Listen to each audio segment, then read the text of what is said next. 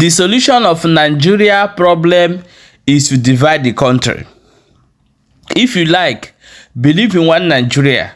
If you like, believe in Biafra. If you like, believe in Muslim. If you like, join Fulani herdsmen. If you like, bring Jesus Christ. Come to Nigeria to change things. Jesus Christ will not change anything.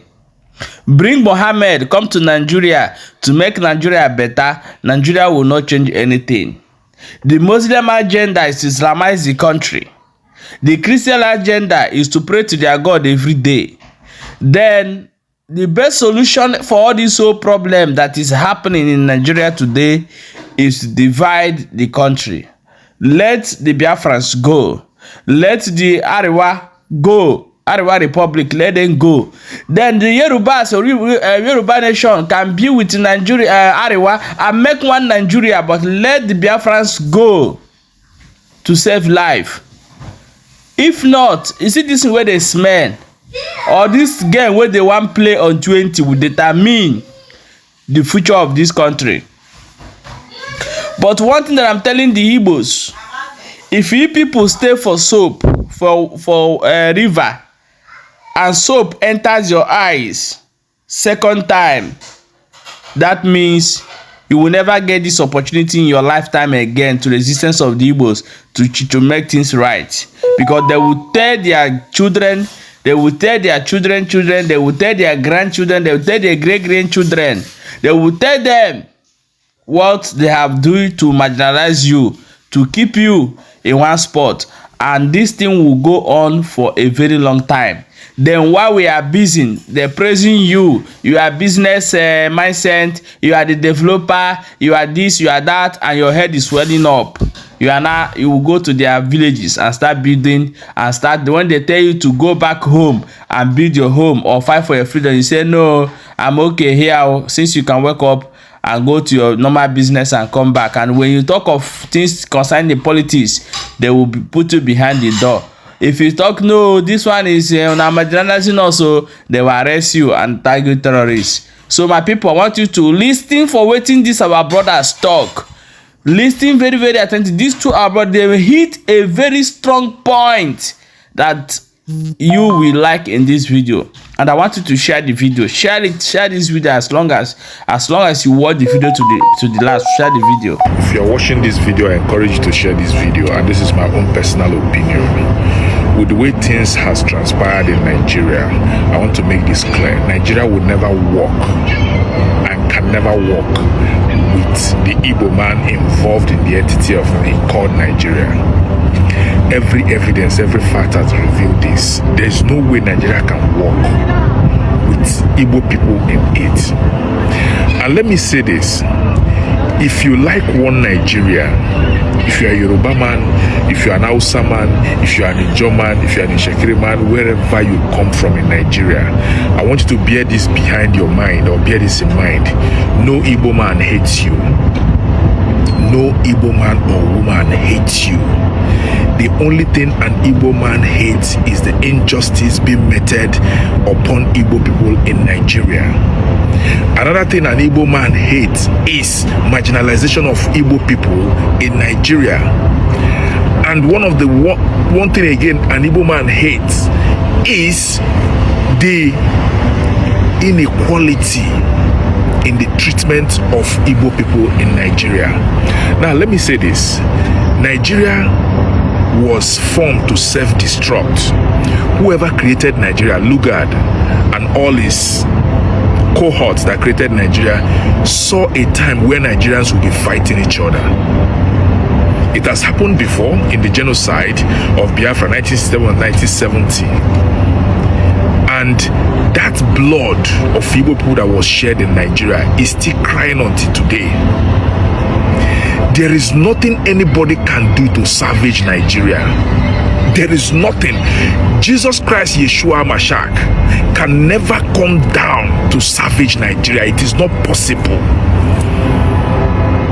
There is no technology. There is no economists. P2B, wherever.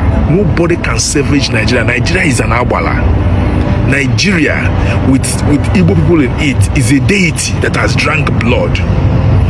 The only thing Yoruba, Hausa, and every other ethnic group should start doing from today you hear this video is start campaigning for Biafra nation to go. When Biafra leaves, Biafra is the problem of Nigeria. Igbo people is the problem of Nigeria. And in what context am I saying? I'm saying in the context that Igbo people has been killed, is still being killed, and being held against their wish in Nigeria. When you get married to a woman, or when a man and a woman has seen that their marriage cannot work, there is only one thing that is left: separation or divorce. If you continue to hold those people, you are holding both of them in bondage. One day, one will rise against the other one and kill that one for him to have peace. That America is coming into Nigeria. If Biafra had been let go since, maybe this wouldn't have happened. And let me tell you what will happen if America venture step their foot on Nigeria. Nigeria will be divided by force. And when Nigeria divides by force, it's going to cause chaos. So the best thing everybody should do, passionately ask President Tinubu to release Mazi Nnamdi Kanu and set Biafra free in a referendum supervised by United Nations, or simply call Biafrans. We don't need the input of these current governors, parliament, wherever they be, House of Senators and rep members. We don't need their input when it comes to Biafra. Okay, we don't need their input. Doesn't matter when it comes to Biafra, because they don't believe in Biafra.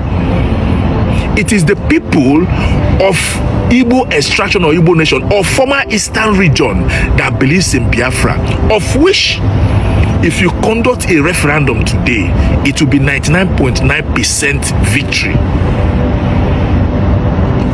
So keeping Mazi Nnamdi Kanu in prison, remember, Mazi Nnamdi Kanu said, if you don't allow Biafrans go, Somalia will be a paradise. It doesn't mean that we are going to go into, anybody's going to go into war with anybody. That is not a threat of war. What it means that Nigeria will continue to deteriorate. Nigeria will continue to have leaders that will take Nigeria from bad to worse until Nigeria collapses. So Igbo people being in Nigeria will never allow Nigeria to prosper.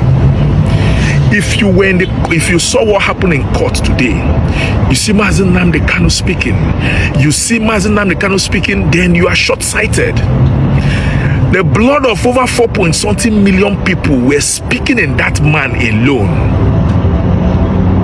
Let me repeat, the blood of 4-something million people were speaking from through Mazi Nnamdi Kanu, crying out for vengeance. It is better today to divide Nigeria. If other people can stay if they want, but let the Biafrans go so that Nigeria can prosper.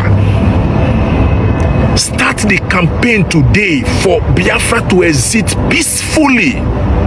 Biafra and Nigeria can become a good neighbor, trade neighbor, we share technology.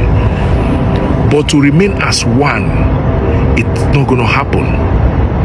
Go through all the social media handle, it appears every tribe in Nigeria is fighting against Igbos. And right now, we acknowledge Igbos are the problem of Nigeria. Let the problem go so that you can enjoy your prosperity. This is my message today. And I want everybody who sees this message to share this message. If you are an Igbo man and you are playing neutrality on this case, when we are at the verge, see, whatever an Igbo man is suffering in Nigeria today is a child's play compared to what our own children will suffer if we not savage today. Our children are going to urinate on our grave and spit on our graves that we did nothing. Please continue to spread this gospel until it gets to the heart of those people who think that Nigeria can walk without the Igbos, because Nigeria cannot walk with the Igbos in Nigeria. All right? Biblically, when Jonah was in the ship, that ship was about to sink until Jonah was let go. and let the Igbos go, Nigeria will enjoy prosperity. I assure you that. I hope this helps. May we not be only hearers, but also doers. That God Resist move to divide Nigeria. Advice from the Vice President, Mr. Shetima. Well, it's a good thing that he is the one saying what he say. But Nigeria is already divided. Even if he's aware that Nigeria is divided, ask him now. Nigeria as one country has two laws that are governing or that are being run concurrently in one country called Nigeria. For instance, in the north, we have penal code. Penal code in the north simply means that it protects. It's more of like a religious kind of a law that protects homicide. You know, when you commit homicide in that area and you said you did it to protect the names of Allah, you can't be, nothing will happen to you. In the south, we have criminal code. So in one country, two laws are governing that country. So is that no division already? That one shock you. More live for that area of law. We have state police. Who are the state police? The north already have their own state police, which is called Hizbah. Hizbah started, they said it's meant for only the Islamic people, but Hizbah can arrest any religion person, any person that is not, even if you are not a Muslim, they will arrest you, deal with you, because that is a state police, and it's run in Nigeria, acceptable, and no country.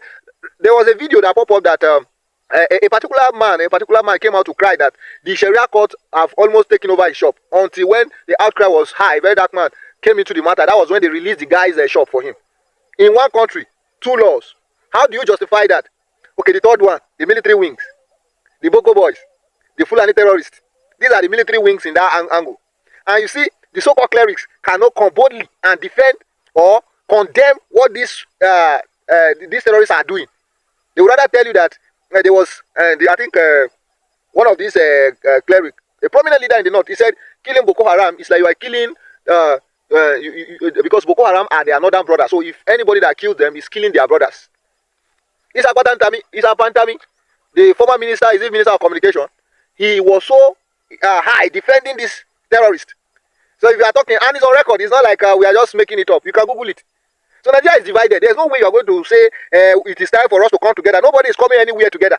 If we are together, you don't need to keep preaching this unity. Why is it that Nigerian leaders keep they become unity beggars? You are begging for unity when there is no unity. Absolutely, there is no unity. All of us know. Everybody knows. Say everybody just they look everybody's eyes like this. When if you are not from a certain region, especially in the northern part of the country, which they believe that they are the supremacists, they are the ones that are supposed to rule in every angle, you will not be entitled to other jobs in the country. There are certain things you cannot do. If you do it and you are not from the north, you are in trouble. Let's say the truth. Nothing like beating around the bush. Because of the news that I saw that the vice president have just posted. Nigeria is divided. Okay, you yourself don't say Nigeria is divided. And now we are waiting for America. When they call help us do when they first help us dislodge those terrorists, the next move is make everybody kukuma they go. Let's cut off the cancer so that it will not end up destroying others. Because this thing cannot stop. It's just like it's built on ideology, and everyone believes that this ideology must be accomplished. So you see so many prominent politicians supporting this evil. So how will you now say Nigeria is not divided when terrorists are given peace deal, sentence, known criminals are being pardoned, while activists are being jailed in the country? If you go out to protest, the government will tear gas you. Sometimes they buy some people in that regard. But yesterday or day before yesterday, I saw people marching to protest in Lagos. No police tear gas them. Nothing happened to them. They were just protesting. The Nigerian police did not say they should come and submit their letter before they go and protest. Or they did not tell them where to go and protest. They did not even tell them that this protest you are coming out to come and protest, we call unrest. They were protesting peacefully. There was no problem. And that to say that it is government organized protest. It is not the people's protest. If they say they want protest, then Nigerian government, Nigerian police will be giving you court orders.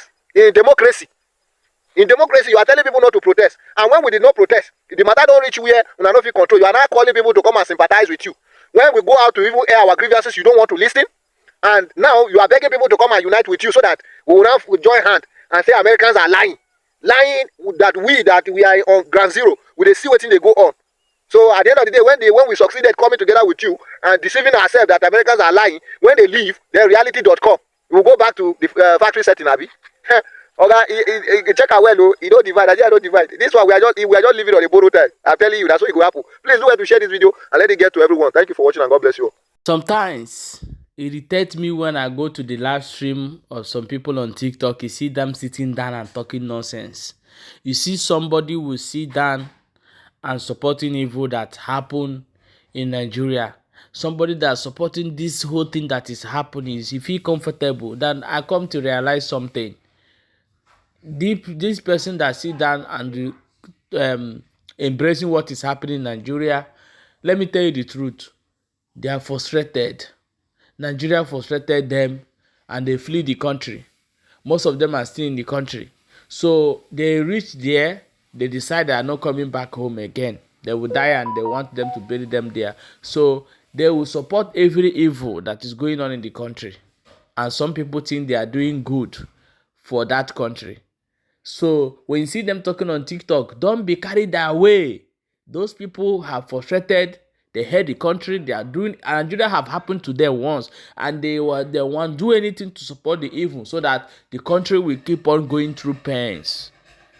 And they drive joy while doing this thing. You see them talking as if maybe they when they're castigating Mazin and the Kalo or they're castigating Biafra. You see them doing that. You think that they love the Nigeria.